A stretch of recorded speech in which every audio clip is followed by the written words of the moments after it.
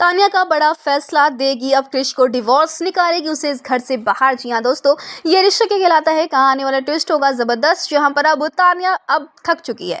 पर कोई भी इंसान थक जाएगा ऐसे रिश्ते में रहकर जहाँ पर हमेशा धोखा हो, चीट हो और ना प्यार हो, ना रिस्पेक्ट हो, ना वैल्यू हो। क्योंकि ना ही क्रिश प्यार करता है, ना वैल्यू करता है और ना ही बात समझने की कोशिश करता है।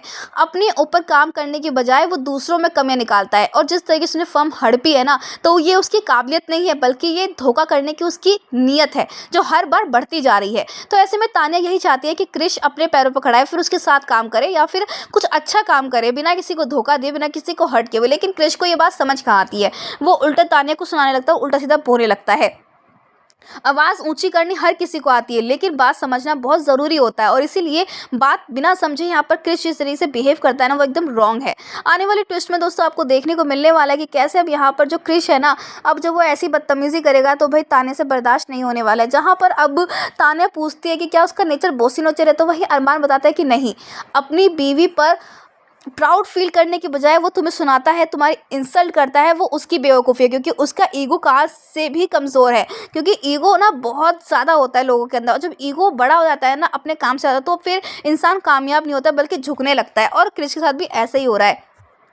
क्रिश बात को समझता नहीं है बल्कि गुस्सा करने लगता है और अपनी ईगो पे ले लेता है। और तान्या जैसी वाइफ मिलना बहुत बड़ी बात होती है, क्योंकि तान्या उसे हर चीज़ में सपोर्ट करना चाहती है, बस वो एक बार हाथ तो आगे बढ़ाए। अब भाई तान्या की बात तो क्रिश ने समझी नहीं और ना ही घर में किसी की बात समझी है, तो अब तान्या अकेली पड़ चुकी है। इसलिए तान्या अब रहना नहीं चाहती है यहाँ पर क्रिश के साथ। आने वाले ट्विस्ट में तान्या अब क्रिश को छोड़ने वाली, क्योंकि यहाँ पर हर कोई जानता है और अरमान भी ये बात कहता है कि अगर कोई और लड़की होती ना तो अब तक तो भाई कुछ भी कर जाती है। और अभीरा ने भी ये कहा है कि अगर कोई और लड़की होती तो वो तुम्हें धोखाधड़ी के इल्जाम में अरेस्ट करवा रही थी क्रिश।